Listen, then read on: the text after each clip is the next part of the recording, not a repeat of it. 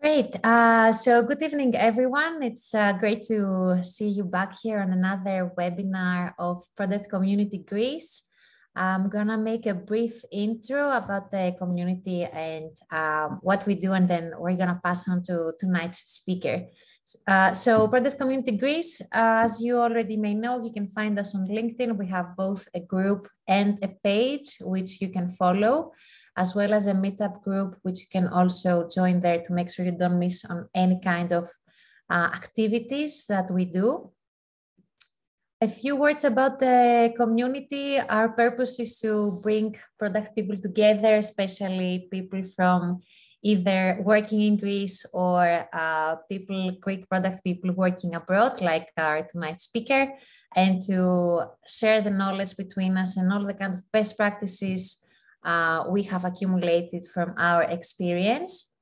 Of course, our aim is to connect the people together, right? Like a lot of us are working on this kind of function for quite some time, but we may not know too many people that we can reach out to for help. So we want to foster this kind of interaction through the activities that we do. So we do online webinars once per month, like the one we're doing tonight. We are starting a blog as well with the purpose to showcase the content that community members share and create. So you can check it out on our website, Product Community Greece. We do monthly interviews like the one we had last month with Konstantinos Yamalis, Chief Product Officer at eFood. You can check this out on our YouTube channel, as well as all our past recordings, as well as the one we're doing tonight. And of course, make sure to follow our LinkedIn page. We are sharing curated product management resources there as well. Thank you to our sponsors again, Orpheum and LearnWorlds, for supporting our activities, making this webinar and hosting our website. And who we are, people running, organizing the activities that we're doing for the community. We have Yannis Papikas from Orpheum, Kaya Kipriotaki from LearnWorlds, and myself. So feel free to reach out, connect with us on LinkedIn. If you have any ideas about the community, if you'd like to be a speaker, if you have content that you'd like to share in any way, you'd like to participate in the community, we'd be more than happy to connect with you as well. So as for you who have been here before, we want always to make this as interactive as possible. So after our presentation, we have the option to answer your questions. So please submit your questions at Slido. You can either go to slido.com and enter the code here, or scan the QR code and you'll be taken to the Slido page. You can submit your questions there. You can upvote other people's questions, so we can take them on once the presentation is done.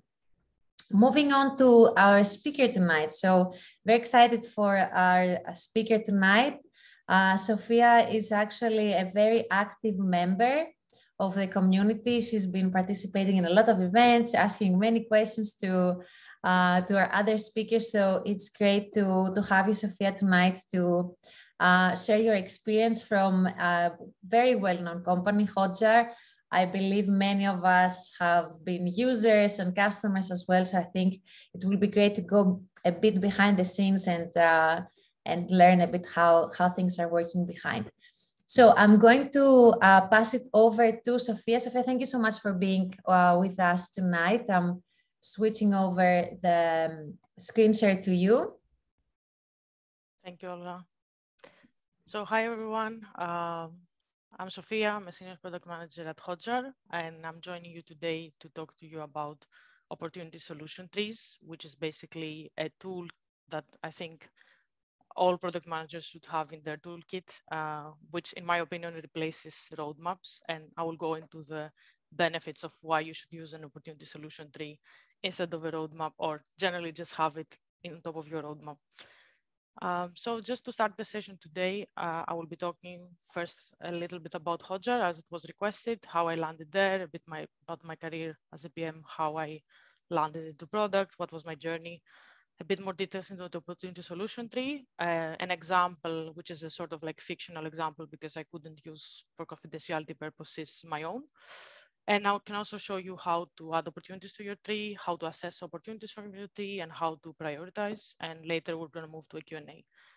So just a little disclaimer. So the content of this presentation represents my personal views and not Hotjar. So I do like work for Hotjar, but yeah, it's like my own opinions. So it's not made together with my company, let's say. So just a little disclaimer there.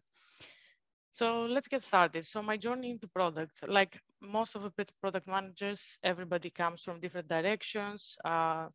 Mine was also like a bit like a, you know, like a U-turn, not U-turn, let's say, but I started studying, I studied in Greece in University of Athens for economics.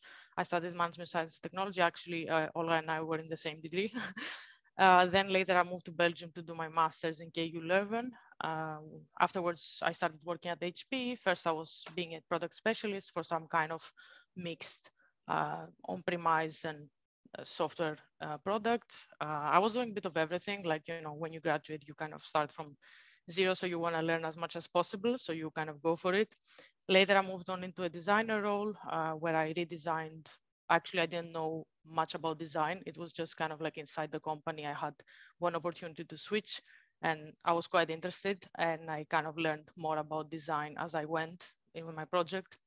Later, I moved into a product management role. It was what they called product owner, you know, when Agile started to become popular and like they wanted to have product owners to manage the Scrum team and the Scrum product. I joined there with 2 more people and we ended up being 20 plus people. So the equivalent basically of 3 teams. And then later I switched back again in design as a service designer, which is basically a role that's a bit similar to, it's a big sort of a mix of product and design at the same time because you're working for end-to-end projects. So you have to do a lot of product related stuff, but also some design things. And afterwards, about 8 months ago or 7 months ago, I joined Hotjar as a senior PM. I'm super happy there. The team is great. I will elaborate more on it. But yeah, a lot of people ask me like, why do you switch between product and design? The reason for me personally is because I love to know about people. I want to know about people, the users, the people who use something. How can I make their life better? And I feel that both product and design helps to achieve that. And I'm generally very curious about people. I really like psychology. I was also throughout my whole career. So I've been working now for about 9 years. I've been busy like with all kinds of stuff. It's kind of like, you know, I tried creating my own products. I'm mentoring some other women, Greek mentorship thing. I learned about designing Coursera. I learned Dutch and French because I moved to Belgium. So like I've been like constantly busy. And I think that's one of the things that as a PM, it would be great to do because it helps you build other skills and it puts you out of your comfort zone. And even like, you know, stuff like, I don't know, learning about UI design by following a course, it can really stretch you out and help you build these passion projects, which in my opinion, make you a more well-rounded PM. So that has been my journey so far. Now about Hotjar. If you don't know about us, we are a product experience analytics software. We help product teams see how their users behave on their site and what they need fast. So we have actually a suite of products, which is heat maps, recordings, incoming feedback, what we call, which is the website feedback button, surveys. My products are the incoming feedback and the surveys. So this is what I'm working on. And today we offer to everybody from this meetup a free 90-day business plan. So we will post a link in the chat afterwards. But grab the opportunity if you haven't used Hotjar yet, because it, as a PM and as a designer or any other product-related role, it's a really useful product. And I know I work there, but I was using Hotjar before I joined, and I really love the product. So that's also one of the reasons that I wanted to join in the team. So our team is fully remote. We have people from all over 41 countries. This picture, I think, has been taken before I joined. So probably by now we're double in size. We're growing really fast and we're hiring. So if you're interested, go ahead and check out our careers page. Related to the product team, we have quite a few product teams. Actually, it's a very product-centric organization, which is kind of like the dream of every PM, to be in a sort of empowered product team and to be able to have like a fully cross-functional squad. So each squad, we call our teams a squad. So each squad is cross-functional. So we have our dedicated designer, dedicated engineering link, dedicated PM, front-end and back-end engineers. And in my squad, we even have a UX copywriter, which is amazing because it allows you to design your product with the copy in mind first, instead of putting the copy at the bottom, which is kind of like something really important. We also have some shared researchers and copywriters, which work more on cross-tribe products. So what we call tribes is basically focusing on different areas of the product, like for example, engaging customers or like working on monetizing the product and this kind of ways. But each team belongs to a tribe, and then there are shared resources such as researchers and copywriters across the different tribes. So that's a bit about our setup. Related to the tools, we are a fully remote team. So in a fully remote team, it's really important to be able to work asynchronously. So our tools are all tailored for that. We have actually really great documentation. We use a lot Confluence to document our work. So permanent documentation gets stored in Confluence. Of course, we have Jira as a requirements management, let's say, or like, yeah, for stories and tickets, like how everybody says. We use Miro a lot for workshop preparation, or even for like jotting down some ideas and some designs. We use Trello as well for cards, like for task lists or for pending questions and things to collaborate with different things. Communication tools, we have actually very few email, but we get a lot of Slack messages. So that's the other side of the coin. We use a lot Slack, but we have quite some integrations in Slack and automations, which actually really speed up our work. So imagine, for example, we have like an automated message coming up on the days that we have our stand-up, which is an asynchronous stand-up, and then it reminds us to post our update. So this way we don't have to like carry things in our brain. We just kind of use these automations as a great source. We also use a lot Loom videos. So I don't know if you know Loom, but it's actually I think for certain number of minutes, it's even free. You can take a video and you can kind of like show your screen and explain what you're trying to achieve, which is a great video because it really allows for people who are not so much a reading type of person and want to have something explained. It allows them to look at the video at their own pace. And it also saves you the time. For example, let's say you want to do a product demo, you just grab the video and then you share this video to everybody, and it saves you an enormous amount of time. And then last but not least, for product and for research work, of course, we use Hotjar. We use our own tool. We do the dog fooding to find issues for where our customers are having problems, find opportunities to improve our products, to watch the recordings, submit some surveys for feedback. We use Enjoy HQ as a method of categorizing the feedback. So when we do, for example, interviews, we import everything into a single project. We analyze the feedback there. We import different data as well. And we also use some tools for recruitment, such as Calendly, which really facilitates participants selecting a slot directly in your calendar instead of doing the ping pong of like, when are you available and stuff. And then last but not least, for prototype testing and for designs, we use Figma. And now we have also like started using a lot unmoderated testing methods, which is a great way to sort of also do async work, in the sense of like, you just kind of like send them the link to the design, the task is there, and then you review it at your own pace. So you don't have to physically be there. So it's a lot about doing stuff that doesn't require you to be physically there, because in an async world, in a remote world, it's like really complicated if you have to constantly do the calls in person. And what is really like special about being a PM at Hotjar is like you're building a product for people like you. So it's kind of like looking in the mirror and trying to think with fresh eyes. What would somebody like me, a PM or like a designer, want? Where you kind of like know what they want, but you also don't want to bias yourself. So it feels like it's very meta. It's like a very like, this is how I feel, you know, sometimes. So it's like, it's hilarious. Yeah, we all like joke about it. All right, so now moving to the good stuff. So the opportunity solution tree. What is the opportunity solution tree? So it's not something I invented. It's actually invented by Teresa Torres, the author of the book Continuous Discovery Habits, which is one of my favorite books. It's actually a visual artifact that allows us to visualize the path to our desired outcome. So basically, long story short, it's a sort of, if you want to simplify it, sort of equivalent of a roadmap but actually it's more visual, more flexible because you can move the cards between each other. It also allows you to see a hierarchy of things. Where do the things belong? And where does, for example, like solving an opportunity bring you? Does it help you increase your revenue? Does it help you increase your active users? Where does it fit in the long story? Which also helps you actually connect your work as a PM to better business outcomes. So that's a great actually thing.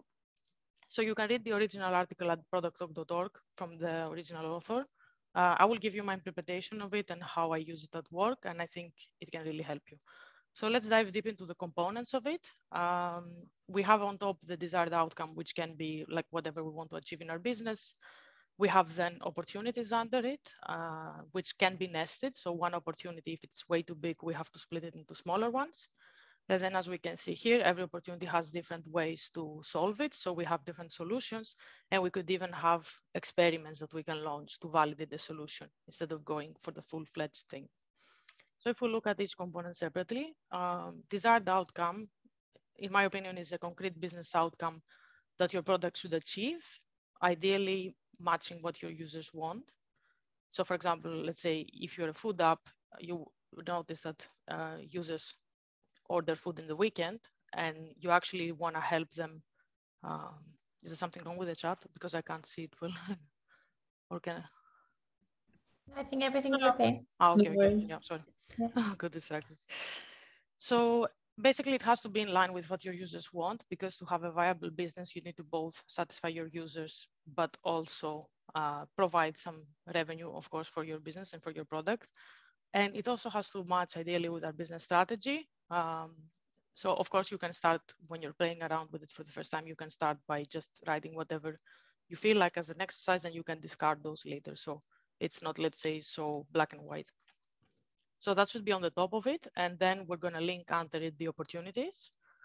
So the opportunities are basically ideally a pain or a gap emerging from research. So we don't want to add ideally stuff that's just ideas. We want most of the things to come from research, because that's going to be the thing that makes a difference for our users. So basically imagine, for example, that we do discovery for a food app and we discover that actually most people run out of groceries towards the end of the week.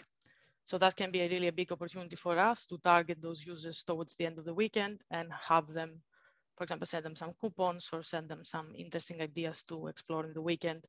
And if it comes from research, then it's also highly likely that our solution would succeed more. So moving under the opportunity level, the solution is just a way to achieve the opportunity.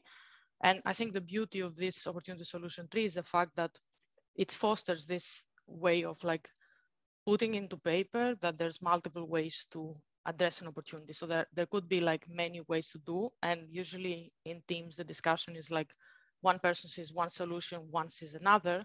And actually we kind of like lose the ball and the collaboration because we try to insist on our ideas. But by mapping those solutions all under the opportunity solution tree, we can actually put those all in paper, rank stack them between each other, make experiments, and we can test our assumptions basically and get to where our users want to be. So I really like the fact that it separates the solution from the different solutions between each other. So why use an opportunity solution tree? I could go on for ages. I already blunted a lot about it, but there are some key things for me here, like for example, focusing on outcomes versus outputs. So sometimes we focus on just delivering stuff, but it doesn't have any outcome or any business value, and we end up being a feature factory. And opportunity solution tree helps you really because it really puts the outcomes there. You can discuss it with leadership. You can agree on what are the common outcomes your product should address. And also it focuses more on the problem rather than the solution. I think in the product world, we are really like sometimes wanting to jump into solutions because we really genuinely want to help our users. But actually we need to first understand if the problem that they're mentioning is a signal of another problem, or like maybe this is not the solution they need. So we need to like clarify, and these different opportunities help us to understand it. So as I mentioned before, it helps us understand our strategy and our goals. We can easily compare opportunities between each other. It also allows us to adapt to a plan and be flexible. So basically, instead of following it, like the Agile Manifesto says, instead of following a plan, adapting to change and embracing uncertainty. And I think the Opportunity Solution Tree really does this, because imagine that you have a solution in mind, you do a little experiment, you see that it fails. Okay, let's move to the next solution. And this way you can keep on going. Instead of, following a fixed plan, you can just embrace uncertainty. And last but not least, it fosters collaboration, because this is something you can do with your team. You can invite your engineers, your designer, anybody can just contribute to that. It also increases a lot the alignment with the team, because everybody feels more engaged in the process and more involved. And it also helps you as a PM, because let's face it, PMs don't know don't know everything, right? I mean, even if you know your users well, you still have lots of blind spots. And I think it's great if more people work with you on this kind of stuff, and that we are not too attached in our ideas. All right, so let's look at it with an example so that it doesn't become overwhelming. I've taken a fictional example here by Airbnb. So I just copied the product mission, vision, and values from Airbnb. And basically the mission statement says that Airbnb's mission is to help create a world where you can belong anywhere and where people can live in a place instead of just traveling to it. So if I would like be a PM in Airbnb and I would start on second day, I would be like, okay, let's try to map this opportunity solution tree. And the things that I highlight here is the fact that you belong anywhere and you can live in a place instead of traveling to this. So what we can do is, like, if we do the opportunity solution tree for Airbnb, it's going to look like something like this, or obviously this was just an example that I created in a few minutes, but ideally it should look in this kind of format. And what I've done here on top, so this is basically the opportunity level. This is the desired outcome level. This is the opportunity level.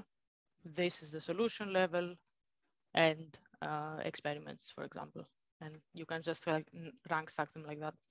So I just added on top of it the vision, because I feel like if you add the vision also on top of it, it helps you remember what you're trying to achieve. So vision is create a world where people can belong everywhere and live in a place instead of travel to it. And I could think of some desired outcomes that we might want to have with such a product. For example, increasing the length of the stay. So if we feel that people basically need to live in a place instead of traveling to it, we believe that increasing the length of the stay will actually make them more feel and live like a local. So it's actually in line with both what the user wants, but also what we want as a company, to make people stay longer and of course get more money. So to say it like that, but every business has to make more money, right? So increasing the number of guests exploring the place they visit is another outcome. So for example, here we could have Airbnb experiences, maybe you already know, but there are sometimes these local experiences where you can go to a winery or try some local related things, which also kind of helps you live as a local. So that's another opportunity which we can address. Of course, it's already built, but it's just like an example to show you how it could link. We also could have another desired outcome, such as increased number of guests traveling for work. So another thing that, for example, could emerge from research is something very relevant nowadays. We have the pandemic. A lot of people work permanently from home. So they say, yeah, why not go to another country for 2-3 weeks and just work remotely? So what we could see there as opportunities is, for example, providing them easy access to home working properties, providing local information to make guests feel at home. And then for each of these opportunities, we could go further deeper and, for example, provide filtering criteria on home working, like for example, filtering on a second screen, filtering if the place has an office, high-speed Wi-Fi, etc. So that's a little bit how the story fits together.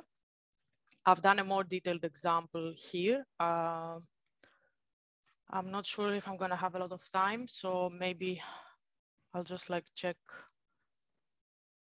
Okay. Yeah, maybe I will go through it briefly.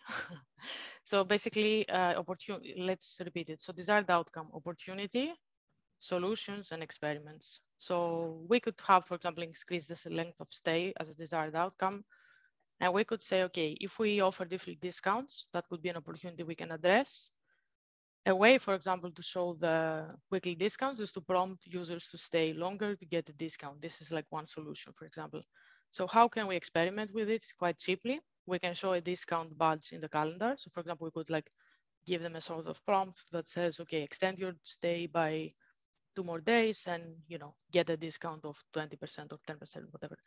Um, or show like a whole banner, for example, that could be another experiment, show a banner with, if you book for a whole week, you get this kind of discount. So that's a way how we can cheaply go and test different solutions, which belong, different experiments, which validate this solution, which then helps to validate this opportunity and achieving this desired outcome.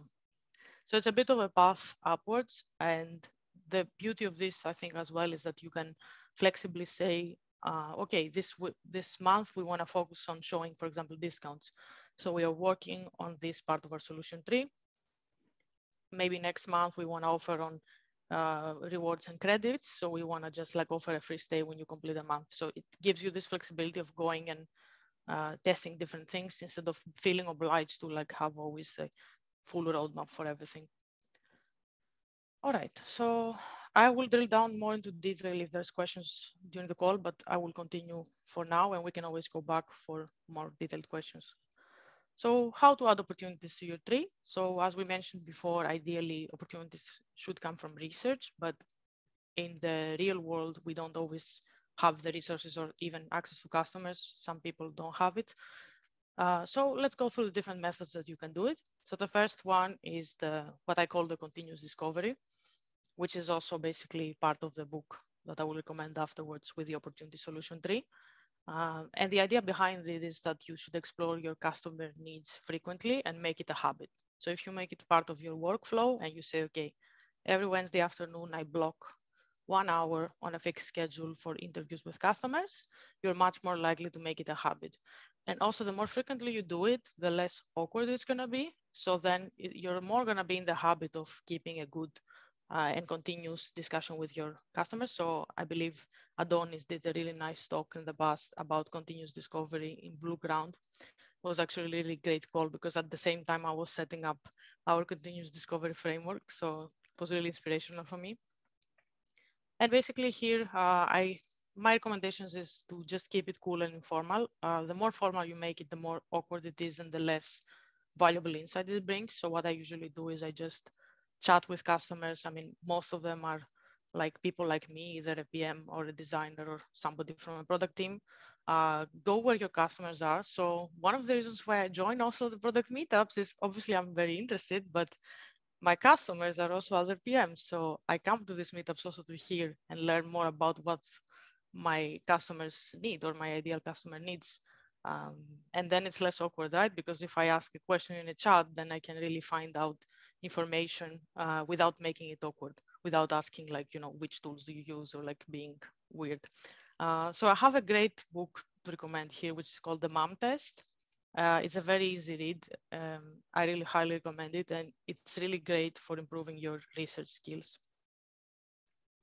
The next way you can do this, especially if you don't have access to customers, but also if you do have, you can map the journey via some kind of workshop to find gaps and pain points. So you can involve your team, your designer, your engineers, and everybody, bring in data and user quotes. So bringing some metrics or some different things that you can build the voice of the customer, or I don't know, requests from sales, and then just mapping the journey and trying to find where are the gaps that you could address as a team. Market direction. So that's not only about your direct competitors, but it's also about trying to understand what's happening in the industry as a whole and what's happening in the world. So I think like, okay, as PMs, we kind of need to be informed. It's not always easy because there's a lot of misinformation out there, but there are some really cool tools that you can use to sort of help you with this. So for example, Google Trends is a great one. You can put an email alert every time that some new things appears in the search. So for example, let's say you want to monitor a competitor, you just kind of put it there. You receive an email whenever there's news about this competitor, and then you're up to date without having to think to do that constantly.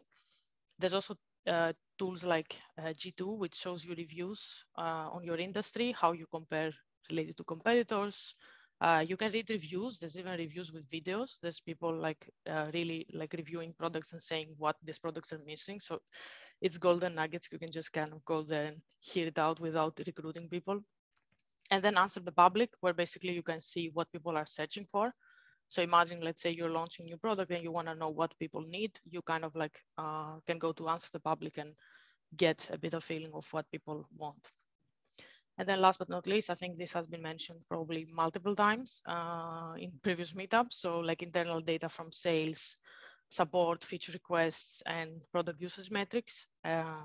So here I have to say that for feature requests, personally, I'm a bit careful because feature requests, unless if it's, let's say, a big part of your users asking it, these are the kind of things that creep into the backlog and kind of make you, if you want to do all of them, it creeps out a lot of your time and you might not have the time to do something better, which is more, let's say, able to serve your customer needs than these small improvements. So I would be really careful personally. I think some of them are very valid, but I would encourage you to think of feature requests more as an umbrella of like an underlying problem that can maybe be solved in a different way.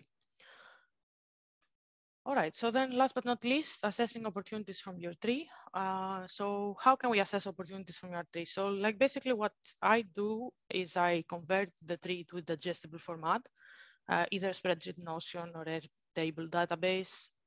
Pick one prioritization framework. Don't sweat it out. I think people are a lot talking about prioritization. I mean, something that works, something that helps you. It's fine. It's better to just do that than struggling with choosing. And then rank based on this prioritization framework your opportunities and pick which ones you're going to focus next. So let's see an example. The one that I currently use is a sort of tailored version of RISE. Each PM in Hotjar uses their own, let's say, flavor. I use the RISE because I like to be able to have different components inside it. So like the reach, impact, confidence divided by effort. So like the higher the effort, the less likely something will have a high score, while low effort actually brings the low hanging fruits forward. Obviously, every framework has their disadvantages and advantages. So for example, this framework is very highly based on the effort. So if that's not like what you want to prioritize, maybe you want to look for a different framework that's more appropriate for you. But I like this one because it has different components, and I've also added certain other aspects that are for me important, like strategic alignment, monetization potential, etc. So basically, if we take the Airbnb example, I've kind of converted this to a Excel sheet, and I've just kind of linked the desired outcome on the left side, the category and the opportunity name.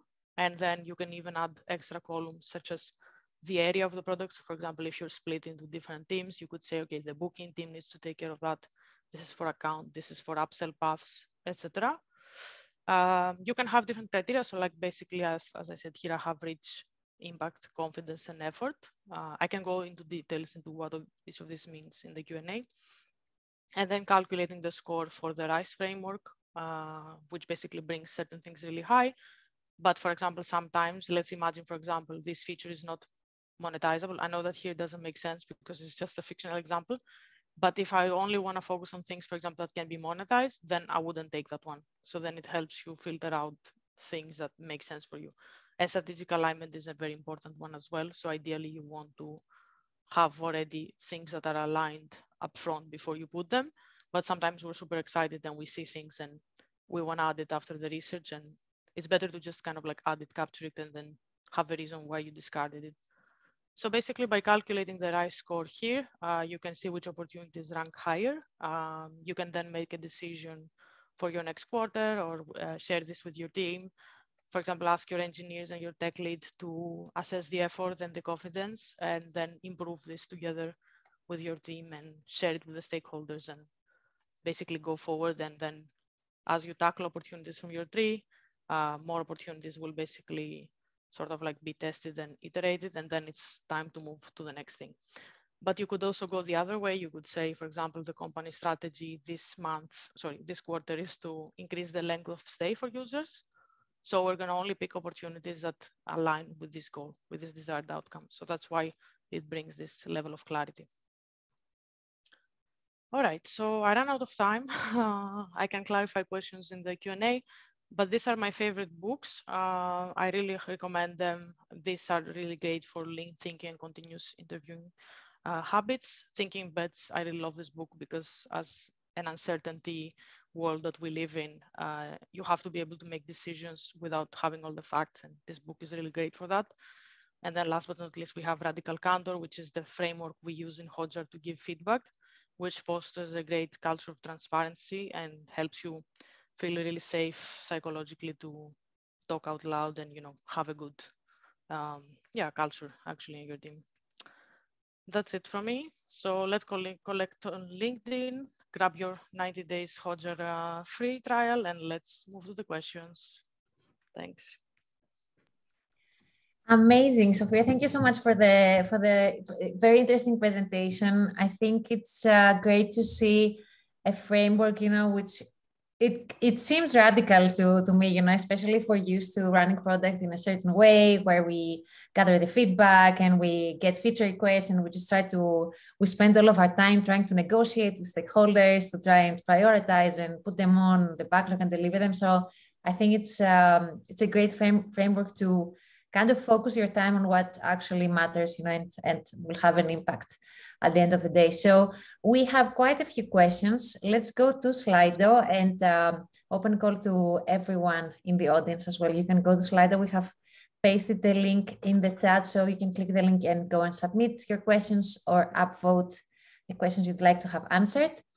So let's start with our first question, Sofia. So a bit of a management question regarding this framework. How often do you update the opportunity tree? Like, is it part of your quarterly planning?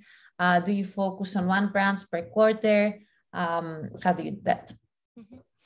So I updated the moment that I have a new opportunity in mind. Mm-hmm. I kind of like make it an ongoing thing. So imagine I went to an interview and I found some interesting insights. I will kind of like, if I know that there's also feature requests for that, I will add it. So I do it on an ongoing basis. I don't have a specific frequency. It's just like the moment I feel there's something missing, I go and add it. And we do quarterly planning. Actually, one branch is a lot of work. So to be fair, like, we picked, for example, now we're going to pick for the next quarter one branch to focus on, but that branch is enormous, to be fair. So yeah, it's we're kind of taking that branch to test if this is kind of the way to go for our business goals. And then we're going to pivot if that's not the case. Okay, and so how does this fit into your like planning process? Let's say like the engineering team planning process. Like, do you take the experiments and you break them down in items and you add them in the sprints? Like, how does it look like? So we do our planning every quarter, and basically what I do is when I know that, okay, these are the things we're going to tackle in next quarter, I do upfront some alignment with the engineers to, first of all, understand how much effort it is and what could be an MVP. Mm-hmm. And then try and see like what things we can fit in the quarter, and then prepare the epics in Jira, prepare the stories or any experiments or whatever it is, and just kind of get started. And whenever we see we're running out of time, we just descope something that's of lower value. But now we're trying to move more into really thinking MVP and just doing the minimum that we need to get our assumptions tested. Okay, great. Next question. How do you organize the feedback collected throughout this process, and how do you make it available to everyone to whom it might be relevant within your organization?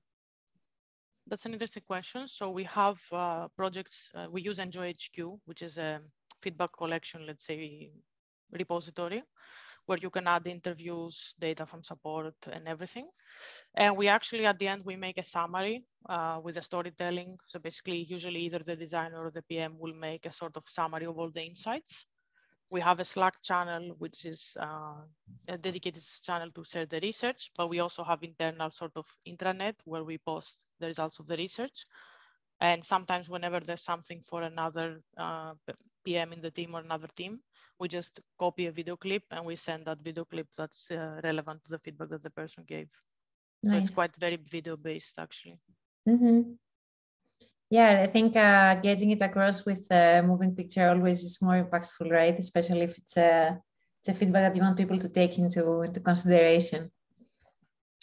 So how do you implement the experiments and how do you measure their success and who is involved in the evaluation?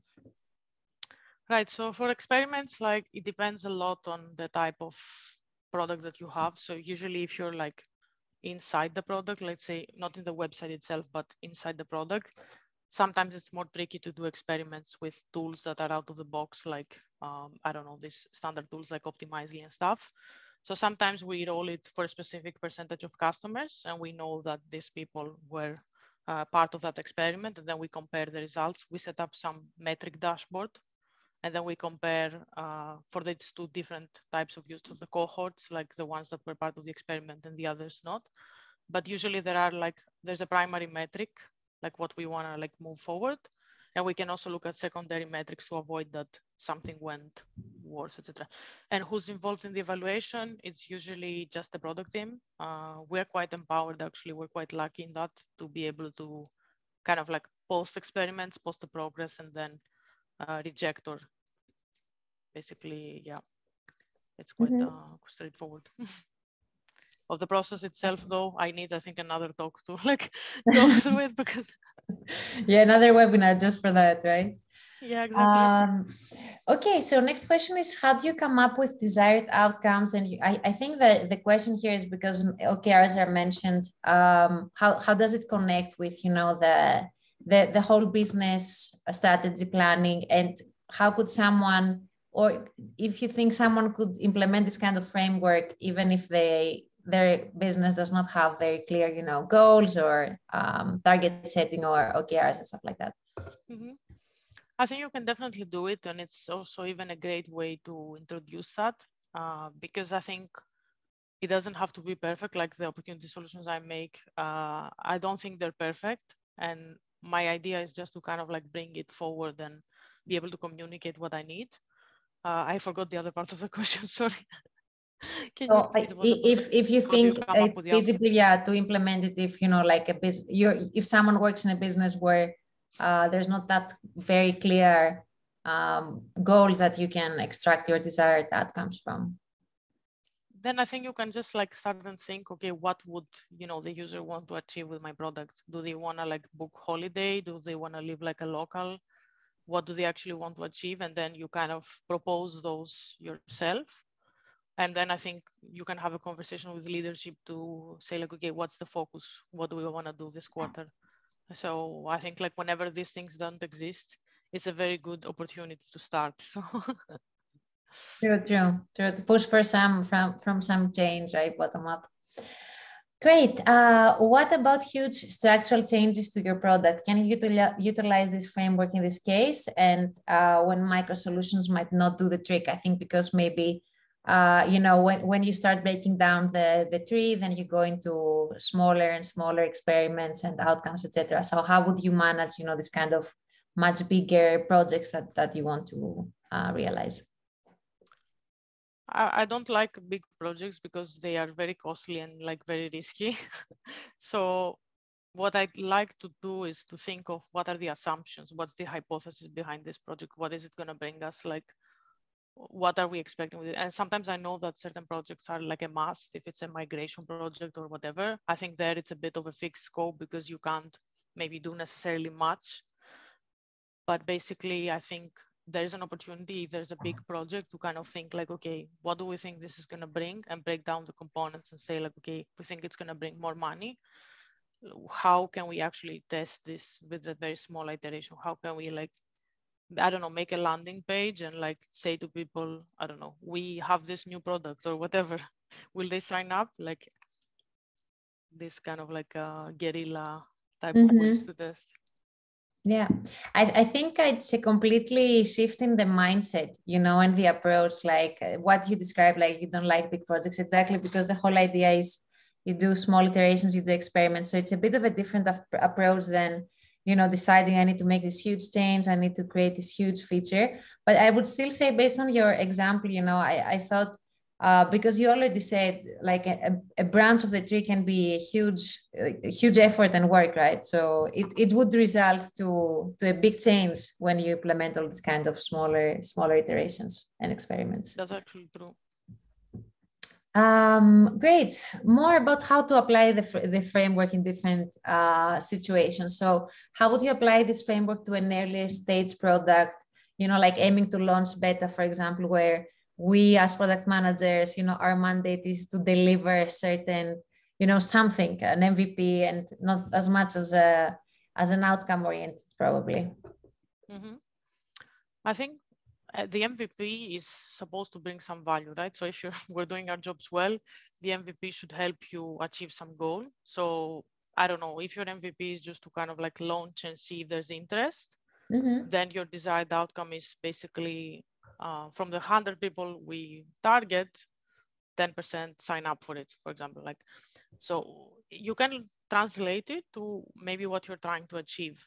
So basically, instead of just kind of like, you can have two options. So either you translate it to what you want to achieve with your MVP and kind of make it basically, yeah, either even it's better because you can build some little experiments. You can make a landing page to test the interest. You can make an email campaign, or you can work on your vision. So you could say, okay, with my product, I want to revolutionize the way people eat, for example, that people eat healthy in the weekends or whatever. You can use your vision, and then you can try to kind of like visualize how you want the product to be and actually what outcomes you want to achieve with your product. Yeah, I think with the right mindset, you could implement it everywhere, right? I would say this kind of framework.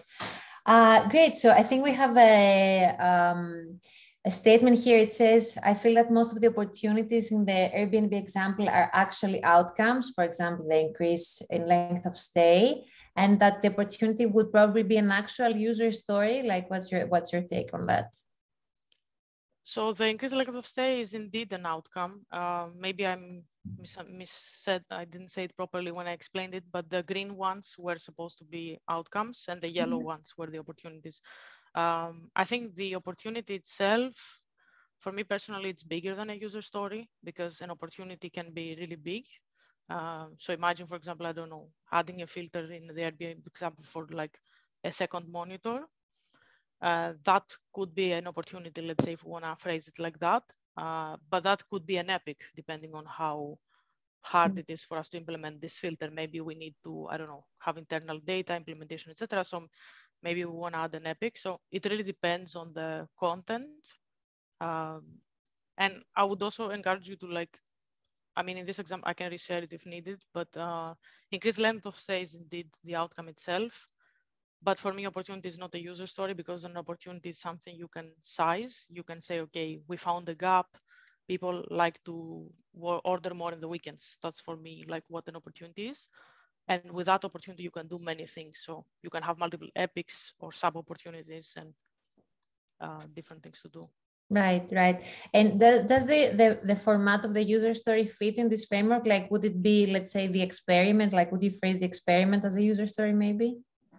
You can do that. So if you want to link it down, let's say to the lowest level, if you really want to have a one-to-one map, you could say, okay, I take an opportunity, I make it a, I don't know, sub-opportunity could be the epic. And then the things under it could be the user stories. But then we're duplicating Jira, and that's kind of not the point. The point is to have something for you that helps you have a one look thing. And it should also be easy to digest for stakeholders and leadership so that they can follow. So the moment we duplicate Jira, it becomes a bit tricky.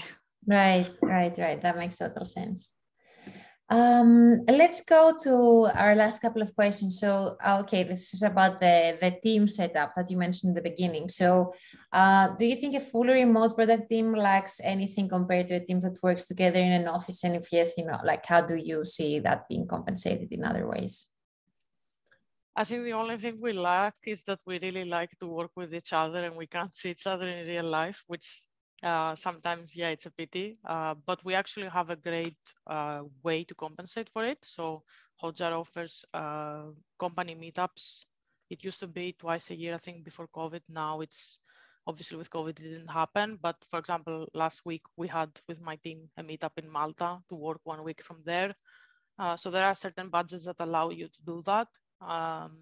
Also, we have some really nice tools that we use to do a happy hour after work, with fun. And we have like every Friday with the whole company, some sort of, we call it Hotjar. It's basically an event where sometimes an external speaker comes or we do something fun. And I think, yeah, it's tricky that, you know, you want to see your colleagues and interact on a real life, but the remote working also allows you to have the lifestyle that you want and saves you a lot of time. So that's actually also, on a productivity perspective, it's also really great because it teaches you to think twice before putting a meeting, like, and you think of ways to automate your work and to simplify your work. So it makes you really much more productive. So you haven't seen a massive increase. I think many of us struggle with a massive increase in calls, you know, trying to compensate with face-to-face time, etc. So, you know, there are ways to avoid it, I guess, not to. There are, yeah. Cram out the calendar. For sure. Cool. Final questions. How do you fit the requests from management or other stakeholders within this framework? You know, like feature requests, which you mentioned, like, do they have, are they kind of made irrelevant with this kind of framework? Are you still kind of obligated to somehow prioritize those? Like, how do you work around this kind of requests?